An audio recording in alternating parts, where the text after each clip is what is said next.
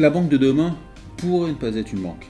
Et finalement, la banque de demain pourrait être un assembleur de services, un partenaire qui assemblerait des services financiers façon Lego pour proposer le meilleur de l'expérience, les meilleurs services, les meilleurs produits aux clients.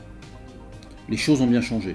Auparavant, pour ouvrir un compte bancaire, généralement, les grands-parents, les parents ouvraient un compte pour leur enfant, compte d'épargne, compte à carte, compte courant, dans l'établissement traditionnel familial. Aujourd'hui, ça a bien évolué.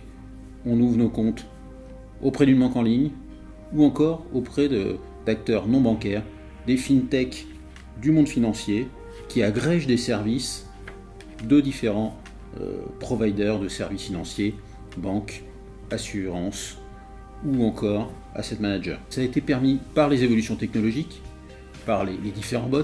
Demain, ça va être renforcé par l'intelligence artificielle et on a vu émerger de nouvelles offres de robots advisors, d'agrégation d'actifs. Ça a été permis aussi par l'évolution de la réglementation, notamment la DSP2, la directive sur les paiements, MIFID, la directive sur les produits d'investissement, ou encore IDD, la directive sur les produits d'assurance.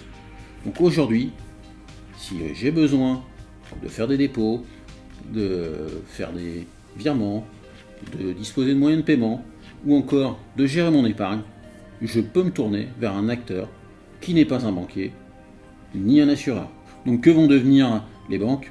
Soit elles vont devenir ces partenaires privilégiés, assembleurs de services financiers pour le compte de leurs clients, en allant chercher le meilleur chez les différents fournisseurs, soit elles vont devenir des plateformes fournisseurs de services financiers pour le compte de ces nouveaux acteurs financiers.